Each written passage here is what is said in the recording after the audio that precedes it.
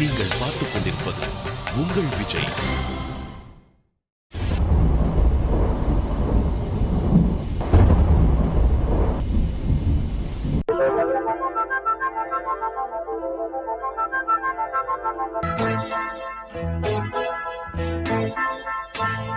மழைக்கால மேகம் ஒன்று மடி ஊஞ்செல்லாடியது, இதற்காகத்தானே அன்று ஒரு ஜீவன் வாடியது.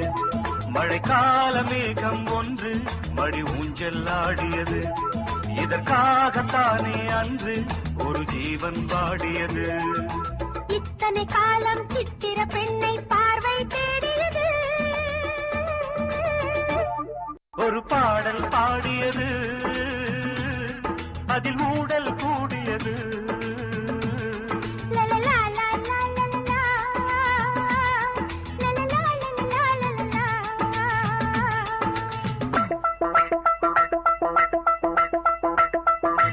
ஆகாயம் தோள்களில் மாங்கனி சாய, ஆகாய கங்கை என் மார்பினில் பாய. கொதித்தது குளிர்ந்தது, குளிர்ந்தது வளர்ந்தது, நடந்தது மறந்திடு உனக்கினி நான். காமன் பாடும் சங்கீதம், காலத்தின் சந்தோஷம். தொட தொட தொடர்ந்தது, கொடி என படர்ந்தது. மழைக்கால மேகம் ஒன்று மடி ஊஞ்செல்லாடியது, இதற்காகத்தானே அன்று ஒரு ஜீவன் வாடியது.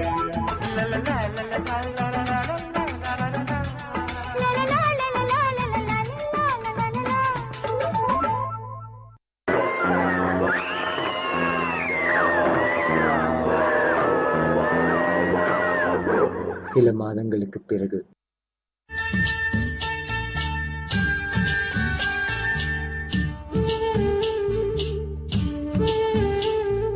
கண்ணே கலைமானே கன்னிமயிலென கண்டேன் உனை நானே,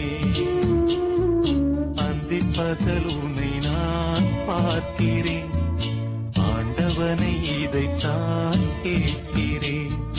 ராரிராரு ஓராரிரு, ராரிராரு ஓராரிரு. காதல் கொண்டேன் கனவினை வளர்த்தேன்,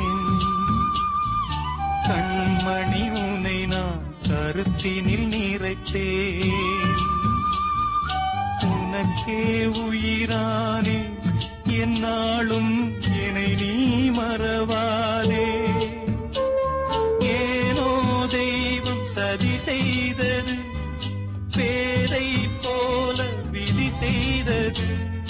ராரிராரு ஓராரிரு, ராரிராரு ஓராரிரு.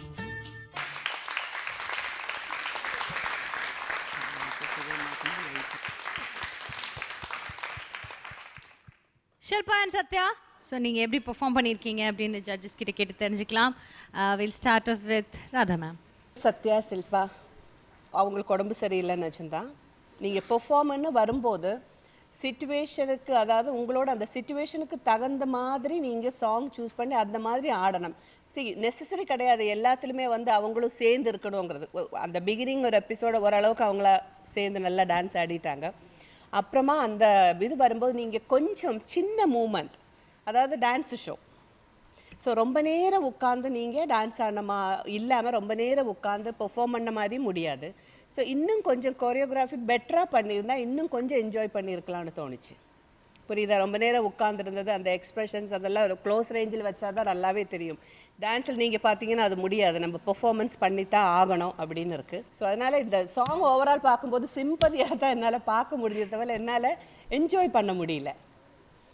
அப்புறம் இன்னொன்று எனக்கு சத்யா கிட்ட கோவம் என்னென்னா, அவங்களுக்கு தான் உடம்பு சரியில்லை, உங்களுக்கு எதுக்கு நீங்கள் அந்த மாதிரி நீங்கள் வந்து இன்னும் கொஞ்சம் பெட்டராக பண்ணியிருக்கலாம்.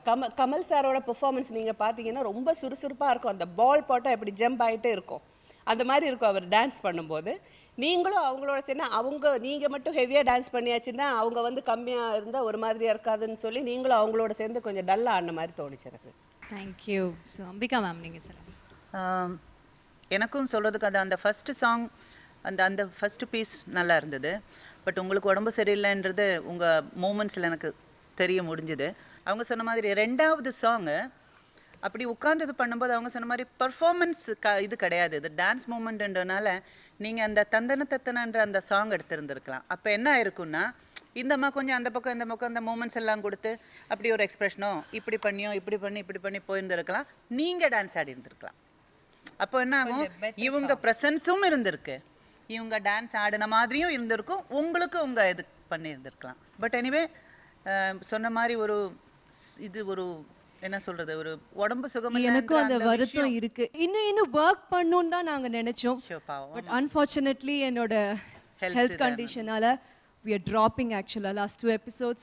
எங்களால பெஸ்ட் கொடுக்க முடியலன்ற வருத்தம் எனக்கு இருக்கு. But I will work. Next episode I will come back again. Okay. Anyway, everything it happens for a good reason அப்படின்னு சொல்ற மாதிரி பெட்டர்மெண்ட் ஆகிறதுக்காக இதா இருக்கலாம். Anyway, all the best.